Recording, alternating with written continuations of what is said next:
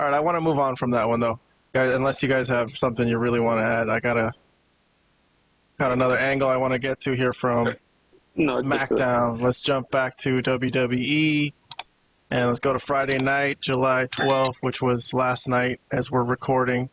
So this was the WWE Tag Team title match that just ended between Theory and Waller, who had just lost to DIY. And Theory and Waller were arguing with each other, and Jacob Fatu comes out of nowhere from the Bloodline to wipe literally everybody out by himself, which was, you know, a good group of guys for him to destroy, because that doesn't really matter. None of these guys matter, I guess. But okay, yes, good way to get him over. And then, so he wipes all four of these guys out, and this is the Bloodline stamping their dominance on the show. NWO style, right? And here comes Solo Sikoa to basically tell the crowd and the universe, the WWE universe, to acknowledge him.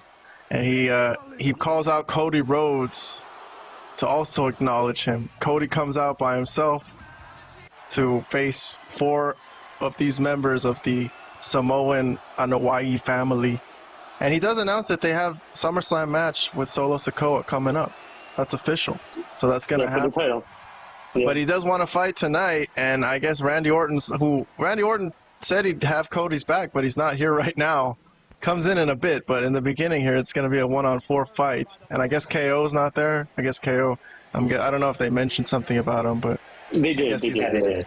He has that thing with his family member or something in real life. Okay, exactly. That's fine. So Cody can't handle all four of these guys on his own. He got Solo in the crossroads, but Randy Orton had to come out and help him.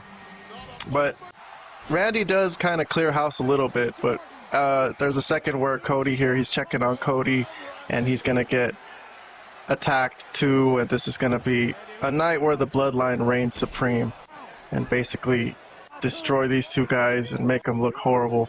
And Jacob Fatu got a big feature role here on camera, which I know, Vlad, you messaged me telling me that you're really impressed with him so far. But absolutely. Here's a powerbomb of Randy Orton through the table, and the Bloodline reigns supreme. And you know what? Let me just say one comment before I pass it off to you guys. This with the Ulafala, the necklace, the Bloodline leader necklace that he's putting on Solo, it's kind of making me think that The Rock is not in on this like I predicted, because I don't think The Rock would tell him to do all this. It might be Solo really leading this group, which is wild. Yeah. But anyways, let me go to Robert's review first. Robert, you got a review for this Bloodline angle to end SmackDown here? Oh, I love this. I believe I gave it a 2 thumbs up. I don't remember, but I think I did. Yes, 2 thumbs up from Robert. Yes. So this was fantastic. I think this is the second best angle in WWE right now, just behind the Punk and Drew angle. The Bloodline they look like a legit threat, and especially, they already looked pretty legit even before the addition of Jacob Fatu, but with Jacob Fatu a part of the mix, his presence just takes it to another level. Man, he looks like a beast. Oh man. So yeah, this is really good. And as far as your opinion about the Rock not being involved, I don't know, Keon. I had to disagree. I feel like at some point it's gonna be revealed that The Rock has something to do with this, because I feel like WWE is still gonna try to go through with the eventual Rock versus Roman match. So why not use this angle to set up that feud, right? So I think there's gonna be some involvement with The Rock at some point, and that's going to cause him and Roman Reigns to butt heads. But yeah, this was 2 thumbs up for me. It could be. Yeah. No, I'm just saying I had that thought heavily at first. Now it's kind of waning for me. Who knows if The Rock will even come back, man? But okay. I mean, I assume he's going to come back. Okay, fine. But all right, Vlad, let me jump to you. You go next. Yeah. No, I mean, this is obviously a 2 thumbs up angle, but what really made it for me is definitely Jacob Fatu. I mean, this guy came in, and the stuff that he was doing when he was cleaning house and beating up those 4 guys, Man, he moves so well for a big guy. The stuff that he's able to do. I mean, talk about getting a guy over.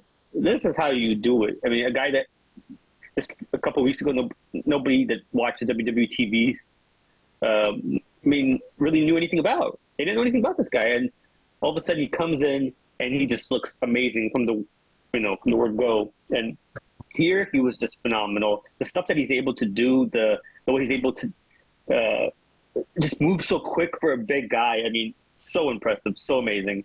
Love everything about it. Otherwise, this was a typical Bloodline beatdown. They've beaten, there's been plenty the last couple of years when Roman was the leader and now with Solo. So not much new there, but what really made it for me is Jacob Fatu. This was, the angle itself is a two, but what made this night, because SmackDown was kind of weak this past, but I don't think a lot happened. I thought it was kind of a boring show, but the last 15 minutes was so good.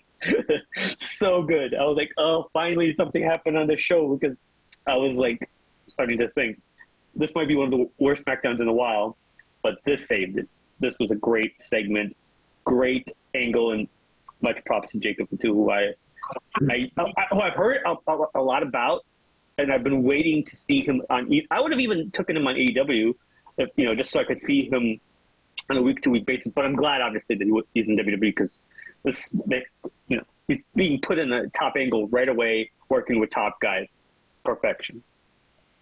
Yes, and in addition to Jacob Fatu's look, dude, I love Solo's look. Every time Solo comes out and stares into the camera in his ring walk entrance, I am loving Solo. Oh, sorry. I wanted to say something. What do you think about those video package promos that they do with him and the Bloodline kind of backstage? But it's obviously everything is black, right? And he's talking as the leader, as he's kind of sitting in the front at the head of the table, if you will, right? Yeah. And he did say that the Bloodline lost all the titles that they had because Roman went soft.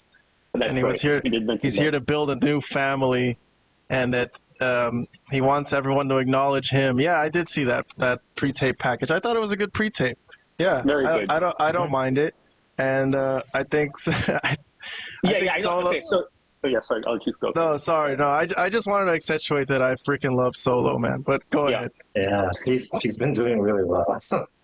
Yeah, I think there was some question if he could fill that void if Roman was to go on hiatus. But he's done such a great job in this role, man. You got to give props to all these guys that they've really filled in and have really done a great job. And they've made people want Roman to come back as soon as possible. Roman, who was pretty much the top heel in the company the last 3 years, is getting cheered without even being on the show. The thing writes itself. It's amazing. The booking here is pretty much flawless. You can't do it any better than this. So let me ask you guys this, because I did mention that I'm predicting a Roman Reigns return in SummerSlam. Do you guys think that'll happen too? No, I don't feel it. Well, I don't know. I honestly thought he was going to come back at Money in the Bank, even because after Paul got beat up. But now I don't know. I mean, SummerSlam makes sense too, but I don't know. I mean, they're waiting for something. I don't know what they're waiting for. It could be SummerSlam. He could try to interfere in that Cody Solo match. I don't know. Well, okay, maybe that Money in the Bank return could have made sense too, but I think he was too busy with the funeral service for his father. Right. The timing was really bad for Money in the Bank, I think. So I feel like SummerSlam is the perfect time for his return, personally. I agree. It is a big show, right? So I agree. That's one of their top POs. He's going to come in to help Cody? After all he's been through with Cody? I don't know. Not necessarily help, but I could see him come out in post-match. No matter what happens, I could see him come in. Okay. Yeah. How about this group right here, though, man? Is this group more menacing than the original Bloodline with Roman and the Usos? With Jacob Fatu, yes. Yeah, the infamous Tongaloa and Tamatanga. Yeah, they look pretty badass. All right, look. Yeah. Sorry, go ahead. Yeah.